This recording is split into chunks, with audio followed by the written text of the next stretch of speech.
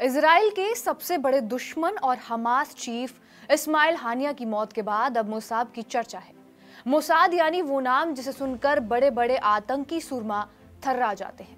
दुनिया के बड़े से बड़े देश जिसका नाम इज्जत के साथ लेते हैं, वो एजेंसी जो दुश्मन को चुन चुन कर मारने के लिए बदनाम है। कहा जा रहा है कि इजराइल ने अपनी खुफिया एजेंसी मोसाद के जरिए हमास के अक्टूबर में हुए हमले का बदला लिया है। मोसाद का इतिहास उठाकर देख लीजिए, जब दुश्मनों से बदला लेने की बात आई है तब इसने चुन चुन कर उन्हें मारा है। इंतकाम लेने के लिए 20 साल तक इंतजार करने से पीछे नहीं हटता। अब जानते हैं कि इजरायली खुफिया एजेंसी के नाम, काम और इंतकाम की कहानी। सबसे पहले कहां से आए ये मोसाद शब्द? इजराइल में सबसे ज्यादा हिब्रू भाषा बोली जाती है, ये यहाँ की आधिकारिक भाषा है। मोसाद शब्द भी इसी भाषा से आया है जिसका मतलब है इंस्टीट्यूट। 13 दिसंबर 1949 को जब मोसाद का जन्म हुआ तो इसे सेंट्रल इंस्टीट्यूट फॉर कोऑर्डिनेशन नाम दिया गया।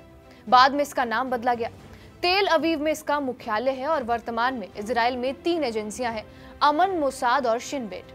अमन एजेंसी सैन्य खुफिया जानकारी उपलब्ध कराती है, शिन बेट देश की सुरक्षा का ध्यान रखती है और मोसाद विदेशी जासूसी मामलों के लिए काम करती है।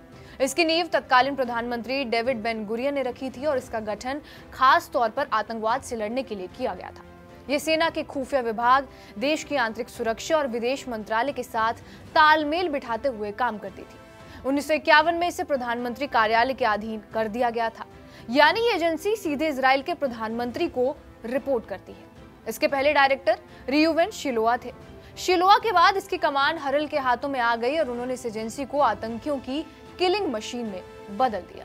खुफिया एजेंसी मोसाद अपने दुश्मन को धरबदोचने के लिए कई रणनीति का इस्तेमाल करती है, लेकिन एक बात तय है कि मोसाद एक बार जिसे खत्म करने की शपथ लेता है उसे नेस्तानबूद करके छोड़ता है, भले ही बदला लेने में उसे 20 साल ही क्यों न लग जाए। म्यूनिक ओलंपिक का ऑपरेशन इसका एग्जाम्पल है। मोसाद ने 1972 में म्यूनिक ओलंपिक के लिए इकट्ठा हुई इजराइल की ओलंपिक टीम के 11 खिलाड़ियों की हत्या का बदला फिलिस्तीनी आतंकियों से लिया था। 20 सालों तक चले ऑपरेशन में मोसाद ने चुन चुन कर इनसे बदला लिया। ये एजेंसी कैसे अपना इंतकाम को अंजाम देती है, इसे भी समझ लेते हैं। मोसाद अपने मिशन के लिए झूठे नामों का इस्तेमाल करता है, अपनी पहचान को गुप्त रखता है। इनके अपने एजेंट होते हैं जिनके नेटवर्क की मदद से ऑपरेशन को अंजाम दिया जाता है। ये एक रणनीति है और ऐसी कई रणनीतियों को अपनाकर अपने लक्ष्य को ये भेदने का काम करता है। अपने ऑपरेशनों को अंजाम देने के लिए मोसाद विदेश में स्थानीय मुखबिरों और लोगों की भर्ती करता है।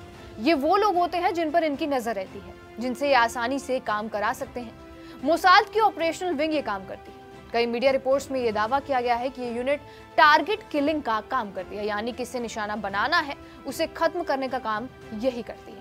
हालांकि बिना प्रधानमंत्री की अनुमति के किसी भी कार्रवाई को अंजाम देना मुश्किल है। एजेंट कहीं अपने लक्ष्य तो नहीं भटक रहा, मोसाद इसकी भी निगरानी करता है। इसके लिए ड्रोन, सैटेलाइट और दूसरे उपकरणों की मदद लेती है। तकनीक का दायरा बढ़ने पर पिछले कुछ समय में एजेंसी ने अपनी साइबर क्षमताओं में इजाफा किया है और तकनीक की मदद से भी दुश्मन की जानकारी हासिल की जाती है।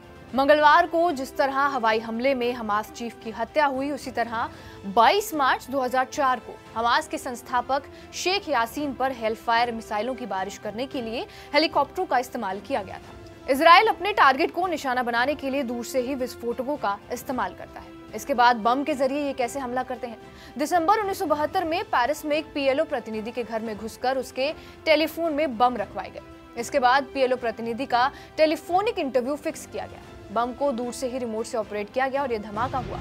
2008 में सीरिया में हिजबुल्लाह लीडर का सर काट दिया गया। उनकी कार के हेडरेस्ट में बम लगाया गया था। इसी साल मोसाद अपने एक और लक्ष्य को हासिल करने में तब सफल हुआ जब एक सीरियाई जनरल को एक नौका से गोली मार दी गई और जब वो अपने समुद्र किनारे पर बने विला के बगीचे में आराम कर रहा था। इसके अलावा जहर देकर 1997 में कैनेडियाई पासपोर्ट रखने वाले 2 मोसाद एजेंट्स को जॉर्डन में हमास नेता खालिद मशाल के कान में जहर फेंटेनाइल का इंजेक्शन लगाते हुए पकड़ा गया था। इजराइल को अपनी भूमिका स्वीकार करने और मारक दवा सौंपने के लिए मजबूर होना पड़ा। हालांकि विशेष ऑपरेशन असफल था और ये बताता है कि मोसाद दुश्मन को खत्म करने के लिए कितने तरीके अपनाता है। बहरहाल आपका इस वीडियो पर क्या कुछ कहना है हमें कमेंट बॉक्स में जरूर बताएं। बाकी देश और दुनिया की तमाम बड़ी खबरों के लिए बने रहिए हमारे साथ TV9 डिजिटल पर।